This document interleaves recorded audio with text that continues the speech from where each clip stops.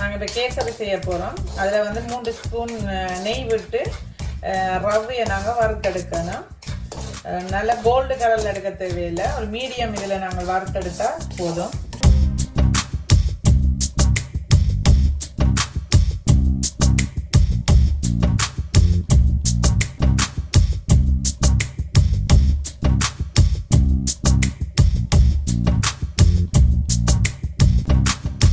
வறுத்தெடுத்துட்டேன், கரெக்டான பதத்துக்கு வந்துட்டு இப்போ நாங்கள் இதை வந்து ஒரு இடத்துக்கு ஷீட் பண்ண போகிறோம்.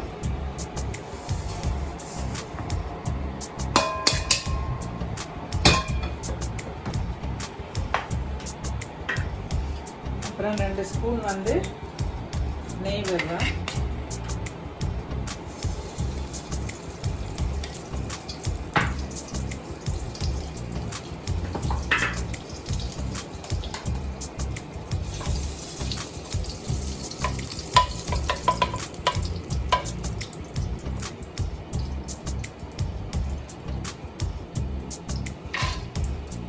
காஜு உங்களுக்கு தேவைப்படுற அளவு காஜு போடலாம்.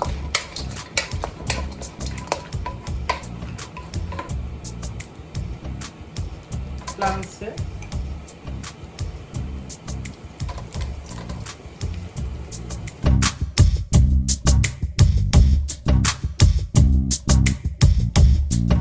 பிளம்ஸ் வந்து நல்லா பெருசாக வெறும் அளவுக்கு நாங்கள் வந்து இருந்தோம்.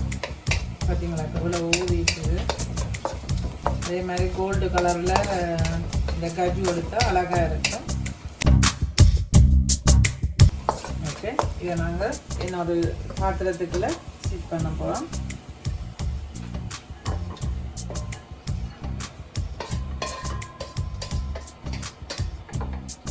இப்போ அப்புறமாக நாங்கள் 1 கப்பு காய்ச்சாத பால், தேங்காய் பால் இல்லை, இது நார்மல் பால். இந்த கப்பால், இதே கப்பால் நாங்கள் 3 கப்பு தண்ணி விட போகிறோம்.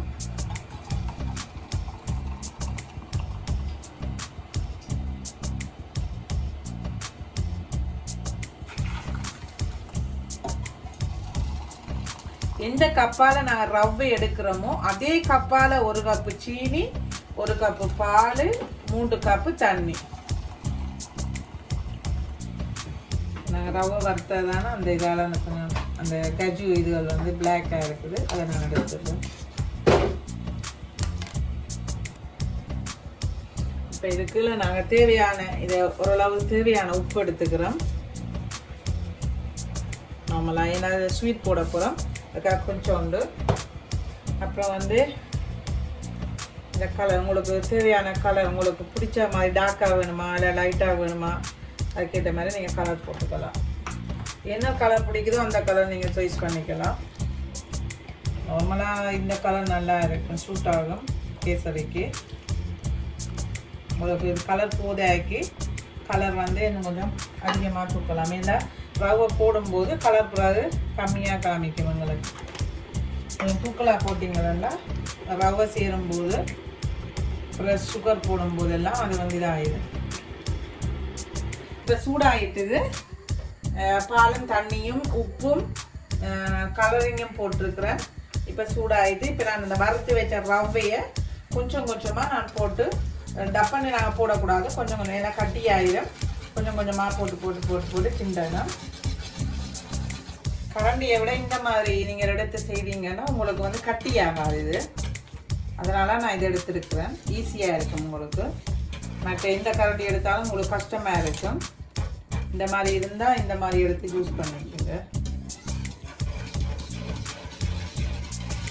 இது கொஞ்சம் டைட்டாக வரும்போது தான் நாங்கள் சீனி போடணும். எங்களுக்கு சுகருக்கு ஏற்ற மாதிரி, சில பேருக்கு சுகர் வந்து பிடிக்காது, கம்மியாக ஜூஸ் பண்ணுவாங்க. சில பேர் அதிகமாக தித்திப்பாக இருக்கணும்னு விரும்புவாங்க. அப்போ உங்களுக்கு வந்து தித்திப்புக்கு ஏற்ற மாதிரி நீங்கள் போட்டுக்கொள்ளலாம். ஆனால் நார்மலாக நான் இந்த அளவுக்கு நான் 1 கப் தான் நான் எடுத்துக்கிறேன். இப்போ பாருங்கள் இறுகிட்டு வருது. இன்னும் கொஞ்சம் இறுகும் போது நான் சுகர் போட்டு கிண்டணும். இது நான் வந்து சுகர் போடலாம், என்ன இறுகிட்டு வந்துக்குது. எடுத்து வச்சுக்கிற சுகரை நான் போடுறேன்.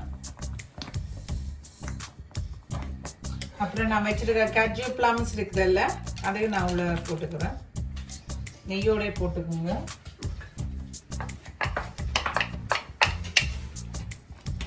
மற்றது இந்த பைனாப்பிள் சொன்னேன்ல, பைனாப்பிளில் இந்த மூடியில் சைஸ் பண்ணி நீங்கள் போட்டிங்கன்னா சவா.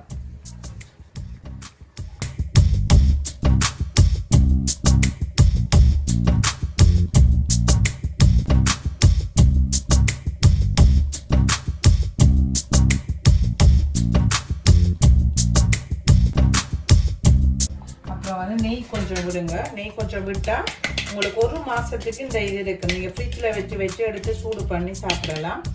அதனால் நெய் கொஞ்சம் அப்ளை பண்ணுறேன். நீங்கள் உடனே சாப்பிட போகிறீங்கன்னா பிரச்சனை கிடையாது. நீங்கள் ஒரு 1 வீக் ஒரு 2 வீக்ஸ் இல்லை 1 மந்த் வச்சு சாப்பிட்றீங்கன்னா நெய் விட்டீங்கன்னா அது கெட்டு போகாது. ஃப்ரிட்ஜுக்குள்ளே நீங்கள் ஸ்டோர் பண்ணி வச்சுட்டு அப்பப்போ நீங்கள் சூடு பண்ணி சாப்பிடலாம். அப்படியே உடனே நீங்கள் செய்த மாதிரி ஃப்ரெஷ்ஷாக இருக்கும்.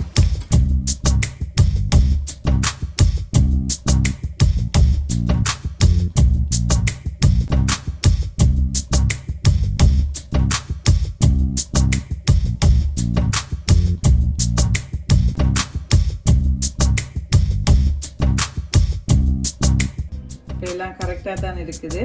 நாங்கள் ஒரு 3 hours ஒரு 4 hours நல்லா சூடாகினா பிறகு நாங்கள் வந்து கட் பண்ணுவோம். அப்போ கட் பண்ணது பிறகு நீங்கள் பார்க்கலாம். இப்போ ஒரு 3 hours ஒரு 4 hours